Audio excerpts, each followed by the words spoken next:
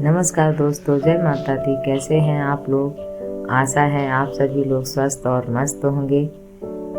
अगर आप हमारे चैनल पर पहली बार आ रहे हैं तो सब्सक्राइब करके बेल आइकन प्रेस कर लीजिए ताकि वीडियो की आने वाली नोटिफिकेशन आपको सबसे पहले मिलती रहें।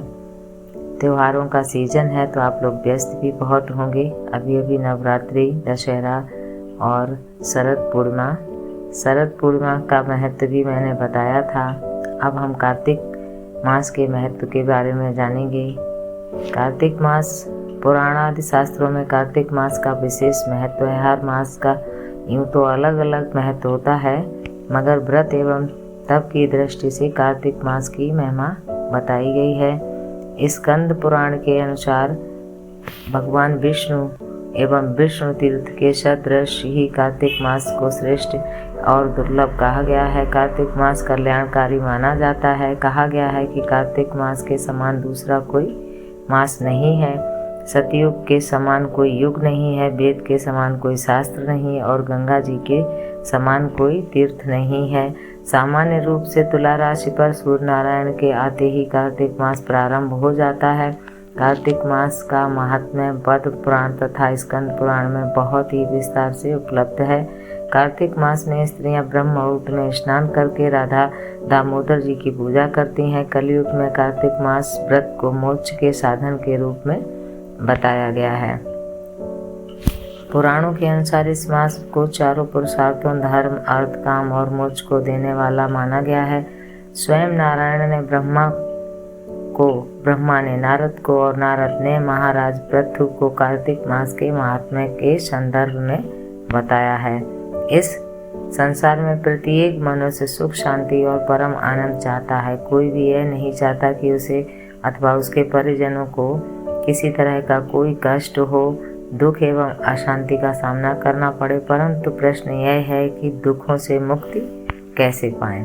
हमारे शास्त्रों में दुखों से मुक्ति दिलाने के लिए बहुत सारे उपाय बताते हैं। उनमें कार्तिक मास के स्नान की अत्यंत महिमा बताई गई। इस मास का स्नान व्रत लेने वालों को कई संयम नियमों का पालन करना चाहिए तथा श्रद्धा भक्ति पूर्वक भगवान श्री हरि की आराधना करनी चाहिए। कार्तिक माह में पूरे ब्रह्म मुहूर्त में किसी नदी, तालाब, नहर, पोखर में स्नान कर भगवान की पूजा की जाती है। इस मास में व्रत करने वाली स्त्रियां अक्षय नवमी को आंवला के वृक्ष के नीचे भगवान कार्तिकेय की कथा सुनती हैं। कुंवारे और कुंवारियों एवं ब्राह्मणों को आंवला वृक्ष के नीचे विधिवत भोजन कराया जाता है। वैसे तो पूरे कार्तिक मास में दान देने का विधान है। बिरला मंदिर वाटिका में अक्षय नवमी के दिन मेला भी लगता है। स्कंद पुराण के वैष्णव खंड में कार्तिक व्रत के महत्व के विषय में कहा गया है। ऐसा कहा जाता है कि रोग नाशक इसको कहते हैं। वहीं समृद्धि, सद्बुद्धि प्रदान करने वाला है।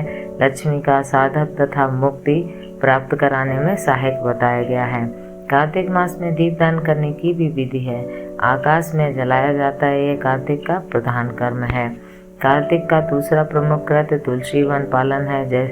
वैसे तो कार्तिक में ही नहीं, हर मास में तुलसी का सेवन कल्याणमय कहा गया है, किंतु कार्तिक में तुलसी आराधना की विशेष महिमा है। एक और आयुर्वेद शास्त्र में तुलसी को रोग हर कहा गया है। वहीं दूसरी ओर यह यमदूतों के भय से मुक्ति प्रदान करती हैं। तुलसी वन पर्यावरण की शुद्धि के लिए भी महत्वपूर्ण है। भक्ति पूर्वक तुलसी पात्र अथवा मंजरी से भगवान का पूजन करने से अत्यंत लाभ मिलता है। कार्तिक व्रत में तुलसी आरोपण का भी विशेष महत्व है। तुलसी विष्णु प्रिया कहलाती हैं। इसी तरह कार्तिक मास का तीसरा प्रमुख कृत्य है भूमि पर शयन। भूमि पर शयन करने से सात्विकता वृद्धि होती है।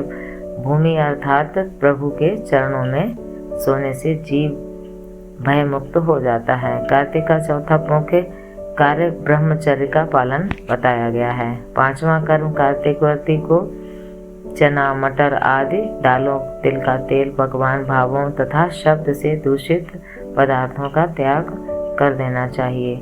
विष्णु संकीर्तन का भी कार्तिक मास में विशेष महत्व है। संकीर्तन से वाणी शुद्ध होती है। वाणी शुद्ध रहेगी तो मन भी शुद्ध रहेगा। भगवान के चरणों में लीन हो